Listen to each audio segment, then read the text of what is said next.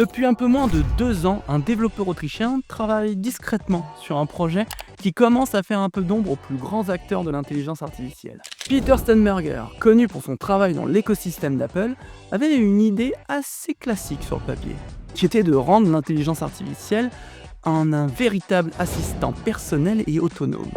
Et résultat, je vais vous montrer tout de suite.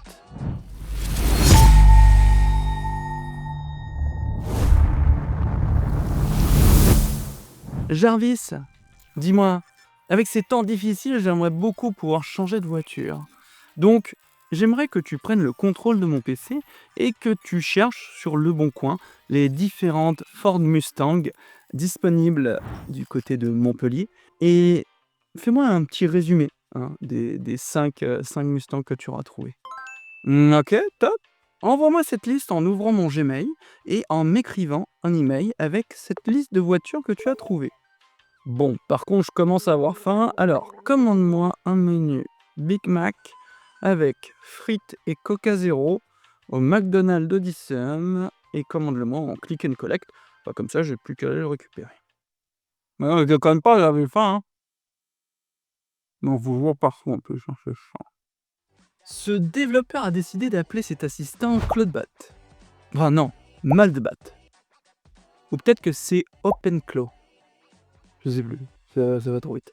Là où la plupart des outils restent confinés à une vulgaire interface web, Maldebot, lui, s'installe directement sur votre PC ou sur un serveur privé. Une fois en place, vous n'aurez plus qu'à communiquer avec lui à travers WhatsApp, Signal, Telegram, Discord ou encore e-message, et lui demander de prendre le contrôle sur votre PC pour pouvoir faire les choses à votre place. Ce qui peut être un petit peu dangereux, surtout quand on voit les dernières failles de sécurité qui ont été remontées.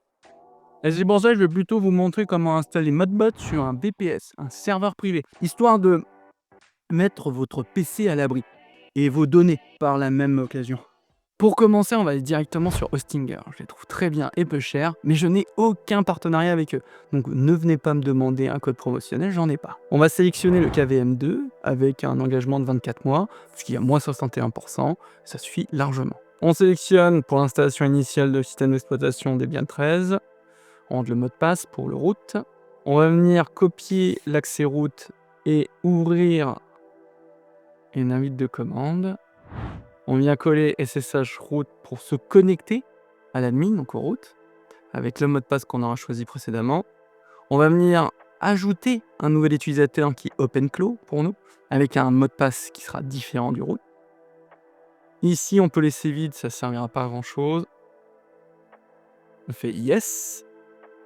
Là, cette commande va pouvoir nous permettre de donner les droits admin, les droits sudo directement à OpenClaw.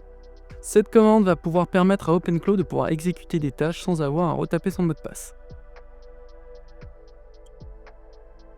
On vérifie avec Visudo que tout est bon. On fait un exit pour se déloguer du root. On fait un SSH OpenClaw pour pouvoir se connecter sur l'utilisateur OpenClaw. Et là, on va aller sur son navigateur et taper openclaw.ai pour récupérer la commande qui va nous permettre d'installer OpenClaw. Juste ici, vous avez la commande pour pouvoir l'installer directement sur votre machine Windows. Mais nous sommes sur notre VPS en Debian 13. Donc on a besoin de la ligne de commande en Linux. On la colle directement dans son terminal et on laisse faire l'installation. On comprend les différents risques. Et on va faire une quick installation. Notre modèle utilisé sera OpenAI. Pour l'authentification d'OpenAI, vous avez simplement besoin de copier-coller dans votre navigateur le lien qui se trouve juste ici, de suivre la procédure pour vous connecter et de coller le numéro d'authentification qui vous sera envoyé par email. Ici, on sélectionne GPT 5.2, on aurait pu en sélectionner un autre. Et là, on va pouvoir sélectionner la manière dont on va pouvoir interagir avec lui. Moi, je vais sélectionner WhatsApp parce que c'est le plus simple. Vous avez un QR code à scanner directement avec votre téléphone avec l'application WhatsApp. Et la simplicité est là. Ici, vous devez écrire votre numéro de téléphone. Ce sera le numéro avec lequel il va pouvoir interagir avec vous, c'est-à-dire vous-même. Faites yes, yes, on va installer en NPM. On va venir skipper avec espace cette partie de l'installation, quand on pourra le faire par la suite. On skip également ici. Ce qui est important ici, avant quoi que ce soit, c'est de retenir que juste en haut, vous avez CTRL UI. Et dans Contrôle UI, vous avez 127.0.0.1, 2.18789 qui est le port, et le token. Le token est très important, je vous conseille de le copier-coller pour pouvoir le mettre de côté. Et là, on va pouvoir interagir avec lui. Donc il me demande comment je veux pouvoir lui parler, comment il veut que je l'appelle, comment il veut qu'il m'appelle. Donc je lui dis qu'il doit m'appeler MyThing. Maintenant, pour pouvoir y avoir accès directement en local sur sa machine, on va venir linker notre VPN sur notre adresse locale avec cette commande. Vous rentrez votre password et surtout, vous ne fermez pas cette page. Du coup, on va pouvoir se connecter directement à 127.0.0.1 2.18789 qui est le port d'ouverture. Et on va pouvoir aller sur Overview et rentrer le token que je vous ai demandé de garder tout à l'heure, ce qui va bien nous servir maintenant. Et on fait Connect.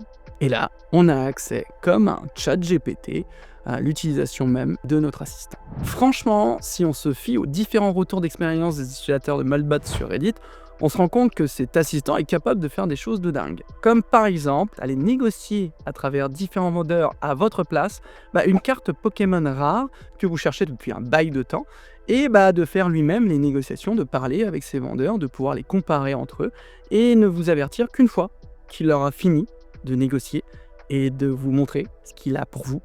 Par exemple, moi, c'est une carte Bulbizarre. J'adore Bulbizarre.